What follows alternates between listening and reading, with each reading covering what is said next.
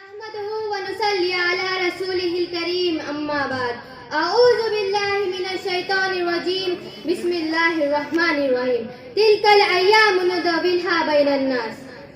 میری جبین عقیدت سلام کہتی ہے، میری جبین عقیدت سلام کہتی ہے، قبول ہو کے محبت سلام کہتی ہے. صدر علی مرتبت، محترم اساتذہ اور حاضرین کرام، مجھے جس موضوع پر کشائی کرنی ہے وہ ہے وقت منصف ہے، ستمگر کو نہ بخشے گا کبھی.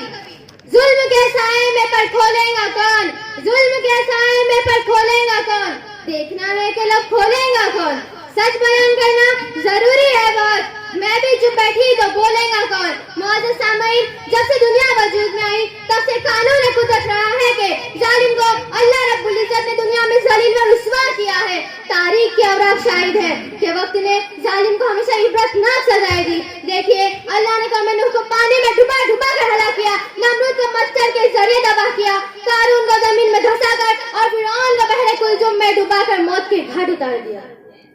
صبح مغرور کو وہ شام بھی کر دیتا ہے، صبح مغرور کو وہ شام بھی کر دیتا ہے، شہرت چھین کر گمنام بھی کر دیتا ہے.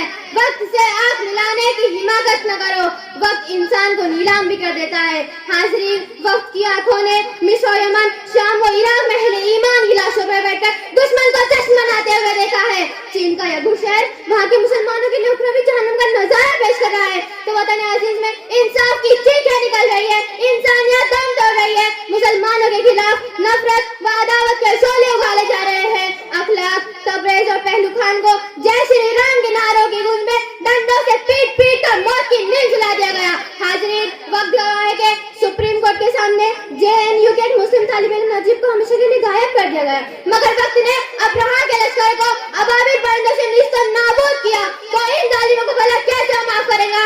جی ہاں حاضرین، وقت منصف ہے، ستمگر کو نہ بخشے گا کبھی. معزز سامعین، قانونی طور پر NRC اور CAA کے خلاف احتجاج کرنے والے جامعہ ملیہ اور علی گڑھ مسلم یونیورسٹی کی شاہین صفت بہنوں اور رکابی بھائیوں پر درندگی کی حدیں پار کی گئی. ملک کی راجدھانی دہلی میں موت کا ننگا ناچ ہوا، مکانوں اور جھوپڑوں پر آگ برسائی گئی، دکانوں کو نظر آتش کر کے مسلمانوں کی معاشی طور پر کمر توڑ دی گئی. 3 دنوں تک حکمرانوں اور پولیس کی ناک کے نیچے خون کی ہولی کھیلی گئی. مسجدوں کی میناروں پر بھگوا جھنڈا لہرایا گیا، بزرگوں کے مزارات مسمار کر دیے گئے، مسلم بستیوں کو تباہ و تاراج کر دیا گیا. لیکن افسوس، صد افسوس، خالد بن ولید اور غازی کے بہادری کے گیت گانے والے محمد بن قاسم، صلاح الدین ایوبی اور ٹیپو سلطان کے جانبازی کے ترانے پڑھنے والے اہل ایمان خوف و کمزوری کا حکمت و مصالحت کا نام دے کر سمم، بکمم اور عمیون کی مثال بنے رہے. مگر حاضرین، وقت منصف ہے، ستمگر کو نہ بخشے گا کبھی. انشاءاللہ کہہ رہے خدا بن کر ظالم پر برسے گا. السلام علیکم.